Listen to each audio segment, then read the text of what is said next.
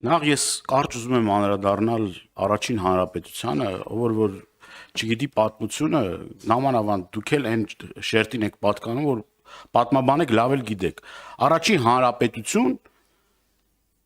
ստեղծել են դաշնակցական հայրերը, որոնք որ նվիրումի անձնական նվիրումի շնորհիվ եւ գիտեք Ղարաքիլիսայի Բաշապարանի Սարդարապետի հերոսամարտերը, այդ հերոսամարտերից հետո ստեղծել են առաջին հանրապետությունը, որը հարյուրամյակներ մեկ չենք ունեցել։ Պետականություն չենք ունեցել, եւ այդպես առհամարական վերաբերվել առաջին հանրապետությանը, դուք եթե առաջին հանրապետությունը չներ, այդտեղ նստած կլնեիք։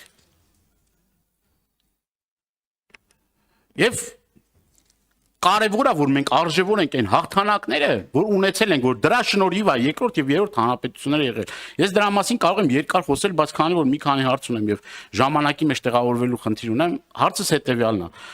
Դուք պարոն Միրզոյան ասում եք, որ Վրաստանի հետ ունենք փայլուն հարաբերություններ, գործընկերային հարաբերություններ, դաշնակցային հարաբերություններ, աննախադեպ հարաբերություններ, բայց ամիսներ շարունակ մեր բեռնատարները կանգնած են Վրաստանում գյուղատնտեսական ապրանքներով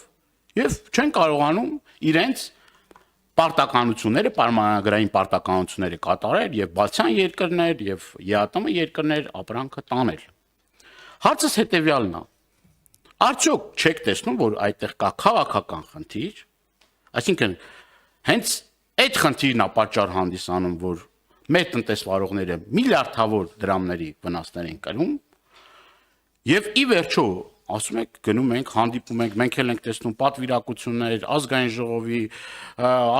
նաեւ վերջերս նաեւ Հայաստանում էր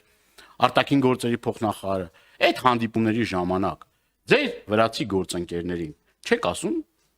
լավ ամոթ այսին չեք անում տարանցիկ բեռը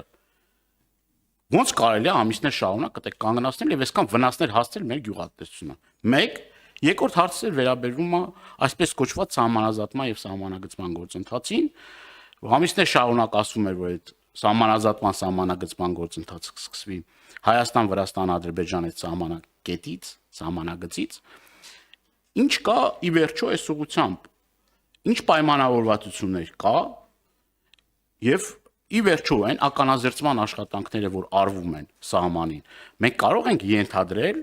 որ նաեւ հաշվի առնելով այն նամակը որ Ջեյհուն Բայրամովի գրասենյակը ուղարկել էր պատասխան մերի որ 32 բնակավայրի եթե չեմ սխալվում մոռացեք այդ 32 բնակավայրերի մասին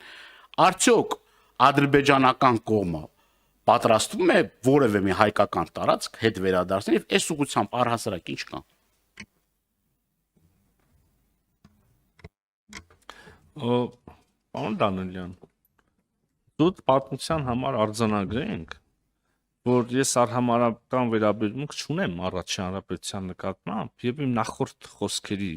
որևէ դրվագով հիմք չեմ տվել այդպիսի եզրակացություն անել ես ուրիշ բանից եմ խոսել եմ այդ շրջանում բայց ձերոնց կողմից ստորագրված պայմանագրերից Նրանք էլ են, բայց ձեր կուսակցությունից էին, իմ կուսակցությունից չէին։ Այ ես ձերոնց ավելի եմ համարում իմոնց, քան դուք։ Ես կարող եմ հիմա բացատրել։ Նայեք, շատ պարզա եւ բան, այս իմ եւ Տիկին Վարդյանի քննարկած հաճախակի թեմաներից է, բայց շատ հետաքրքիր թեմա է։ Այդ մարդիկ ցեղասպանություն անցնելով, հա, այդ հանրապետություն ունենալով, սկսելով 12000-ից, հետո ուրիշ ճանաչում, հետո վերջ ինչքան արևելքից ուրիշ պատերազմ, հարավից ուրիշ պարզա։ Ոչ մի պետականից չէ աշխատում։ Ուզում եք եկեք նստեք ես գնամ։ Պարոն Դանիելյան, չի լինի։ Եվ ահա, լավ, բայց իսկապես էլի լուրջ թեմա է, այս ձեզ էլ պետք է որ հետաքրի շատ էլ չջրիկացնենք, նայեք, այդ մարդիկ առաջի հանրապետության հայրերը անցնելով այդ արհավիրքների, այդ անմարդկային փորձությունների միջով վերջ ինչ-որ եզրակացությունների էին եկել և կոնկրետ լուծումների էին եկել։ Դուք կարող եք դա տեսնել և հայտնի ուրեմն ժամանակի անվանի դաշնակցական գործիչների գրվածքներում և այդ ժամանակների ուրեմն փաստաթղթերում այդ մարդիկ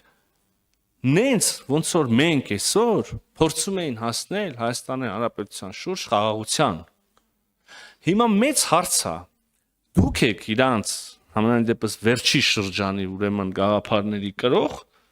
թե մենք ենք ավելի մոտ է դրան։ Եկեք այս իսկապես պատմագիտական, բայց մի քիչ քաղաքագիտական ուրեմն կամ քաղաքական մտքի վերլուծության տեսանկյունից շատ հետաքրքիր բան է։ Ես կառաջարկեի, եթե չգիտեմ, ուսանողներ կամ հետազոտողներ կան, որ այս թեմանով հետաքրքրում են, մի հատ նայեն, էլի։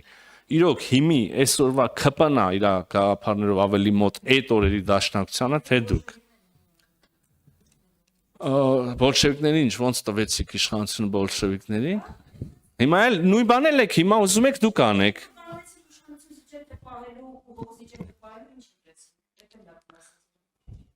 Մի րոպե, ինչ ասում։ Վրաստան, դե չէ, դուք տես մի հատ բան եք գցում հարցի մեջ, պնդում։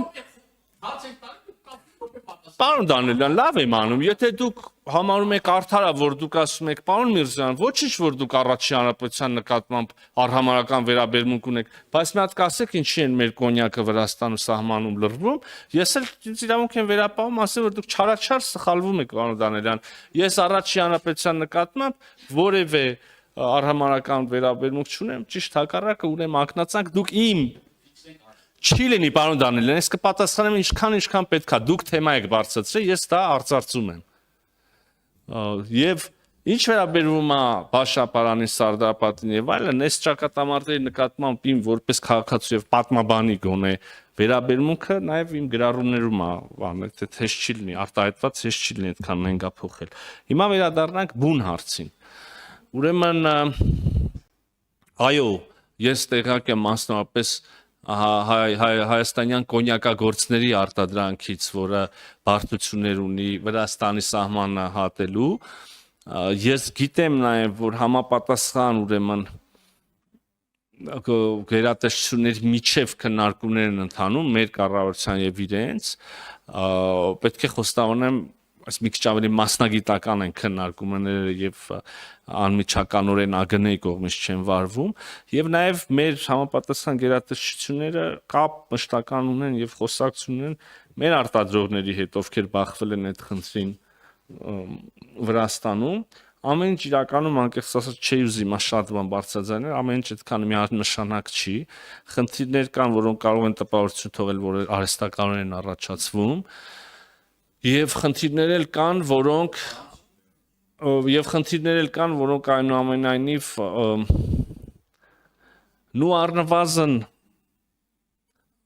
շանս ունեն կամ արժանի են համարվելու հիմնավոր, եկեք այսպես ձևակերպեմ, բայց ամփոփելով թեման, տեղյակ ենք խնդրից, զբաղվում ենք խնդրով,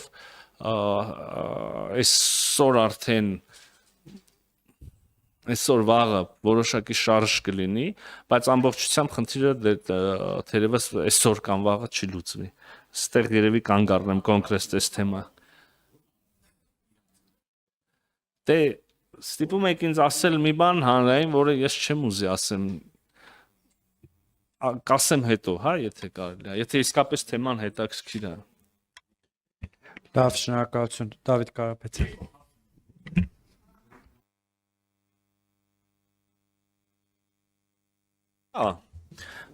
Սահմանազատման եւ սահմանագծման ուրեմն հանձնաժողովների կողմից եւ մասնավորապես դրանց ղեկավարների միջև խոսակցությունը այսօր էլ շարունակվում է, պարոն Դանիելյան, խոսակցություն, այսինքն գործընթացը շարունակվում է, գործընթացը ընթացքի մեջ է, որոշ մեթոդական քննարկումներ են այս պահին արվում։ Դուք հարցնում եք երբեն մեր 240 կիլոմետրը կամ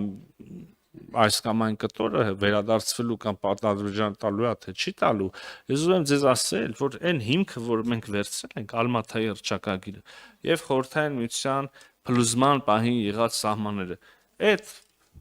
սկզբունքը բոլոր հարցերին պատասխանում է, ենթադրվում է, որ գծելով գնալու են մարդիկ ուրեմն Ալմաթայով ենթադրվող սահմաններով եւ այն կետը, որ կլինի ադրբեջանական, բայց կլինի մեր վերահսկողության ներքո ենթադրաբար պիտի վերադարձվի Ադրբեջանին, այն հատվածը, որը Հայաստանի սուվերեն տարածքա, բայց գտնվում է Ադրբեջանի վերահսկողության ներքո, այս պայծությամբ պիտի վերադարձվի Հայաստանին։ Սա է այդ հանձնաժողովների աշխատանքի իմաստը, թե այլ ինչ մոդիֆիկացիաներ կարող են լինել, այդ էլ չափ կա, որը, ասինքն, ես շատ տեսական եմ քննարկում հանրակրվեով որոշել եք, չորոշել եք, այդ արդեն հետո կերևա, բայց այս պահին ինչը որ պատկանել է Ադրբեջանին, պետքա վերադարձվի Ադրբեջանին, ինչը որ պատկանել է Հայաստանին, այսինքն իրավունքով, Հայաստանի սուվերեն տարածքա, պիտի վերադարձվի Հայաստան։